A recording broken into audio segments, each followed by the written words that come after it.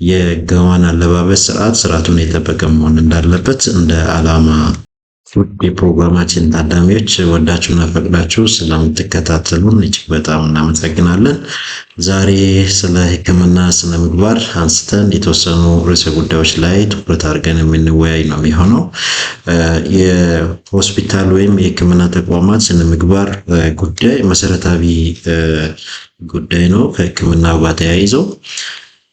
ስለዚህ ከዚህ ጋር እያይዘን ያው በየጊዜው የተለያዩ ቪዲዮ የምንሰራ ቢሆንም ለዛሬ አጠር አድርገን ስለ ጋዋን አለባበስ ብቻ የምናወራ ነው የሚሆነው።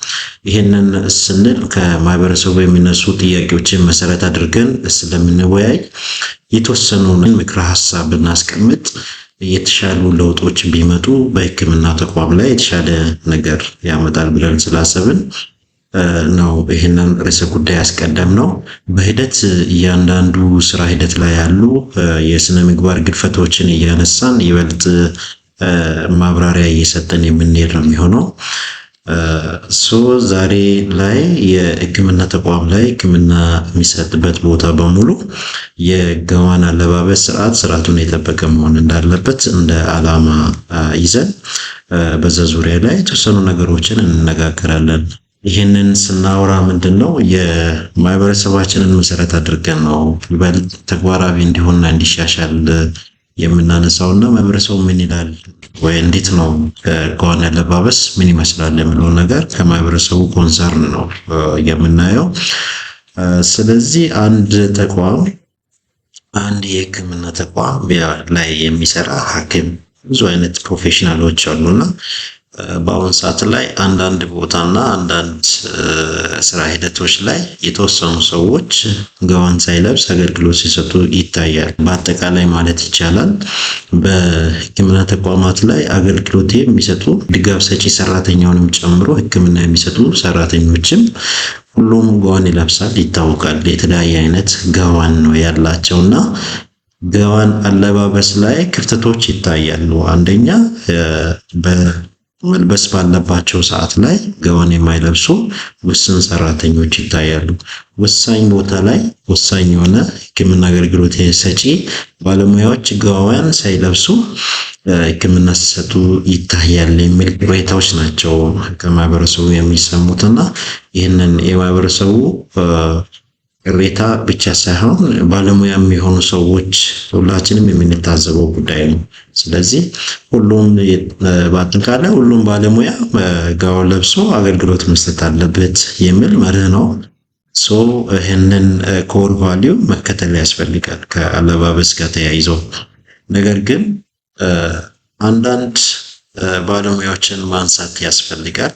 ጠቅላላ ሐኪሞች፣ ነርሶች፣ ሚድዋይፈሮች፣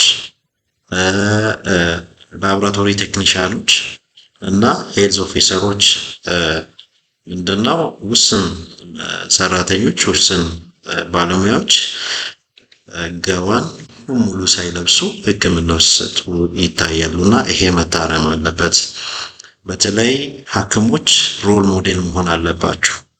ሕክምና ሰጪ ተቋም ላይ ሐኪም ትልቅ ሚና ስላለው ለሌላው ሮል ሞዴል መሆን ስላለበት የተወሰኑ ተቋማት ላይ ሙሉ ጋዋን የሚባል ነገር ሳይለብስ ሕክምናውን የሚሰጥ ሐኪሞች ይታያል። የተወሰኑ ሐኪሞች ይታያሉና መታረም በየቦታው ጉዳዩ የሚመለከታችሁ አካላት ይህንን በዋናነት ሐኪሙ ራሱ ይመለከተዋል። ስለዚህ ሐኪሞች መታረም አለበት። ይሄ ጉዳይ ራሳችሁ በአስቸኳይ ብታስተካክሉና የጋዋን አለባበስ ስርዓት ወጥ እንዲሆን ብታደርጉ ለሕክምናው ያለው አስተዋጽኦ ታሞ ለመጣ ሰው ያለው ጠቀሜታ ምን እንደሆነ ለእናንተ ማስረዳት ስለማያስፈልግ ለብሳችሁ ብትገኙና ሕክምናውን ብትሰጡ ለማለት ነው። ይሄንን ስንል አንዳንድ ሐኪሞችን ማድነቅ ያስፈልጋል።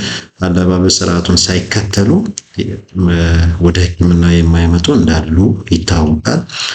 ከዛ አልፎ ስፔሻሊስት ሐኪሞቹ ይበልጥ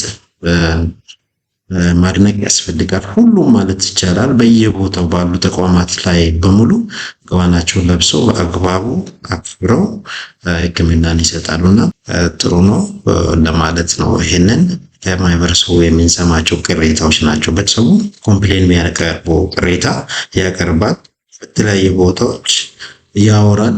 ስለዚህ ይሄ ጉዳይ መሰረታዊ ጉዳይ ነው። ከአለባበስ ጋር ተያይዞ መሰረታዊ ጉዳይ ስለሆነ መስተካከል አለበት ነው የምንለው። በዚህ ጉዳይ ላይ ጉዳዩ የሚመለከታቸው አካላት በየተቋሙ አሉ። የመጀመሪያ ደረጃ ሆስፒታልም፣ ጄኔራል ሆስፒታልም፣ ሪፈራል ሆስፒታሎችም ጉዳዩ የሚመለከታቸው ኦፊሰሮች አሉ። ስነ ምግባርና ጸረ ሙስና ኦፊሰር በጉዳዩ ላይ ትኩረት ሰጥቶ መስራት አለበት። በዚህ ላይ ደግሞ በየስራ ሂደት አስተባባሪዎች ጭምር በማኔጅመንትም በጉዳዩ ላይ ይበልጥ መነጋገር ያስፈልጋልና በየቦታው ያሉ ክፍተቶች ሁላችሁም የታዘባችሁት ሊሆን ይችላል። ክፍተት የሌለበትን አፕሪሺየት ነው የምናደርገው። ክፍተት ያለበት ቦታ ላይ መስተካከል አለበት ነው የምንለው። ይሄ ርዕስ የህዝቡ ቅሬታ መሰረት አድርገን ያቀረብነው ርዕስ ነው። በቀጣይ በእያንዳንዱ ስራ ሂደት ላይ ያሉ የማህበረሰብ ቅሬታዎችን መሰረት አድርገን የምንወያይ ነው የሚሆነው። ወዳችሁና ፈቅዳችሁ ስለምታዳምጡን እጅግ በጣም እናመሰግናለን። መልካም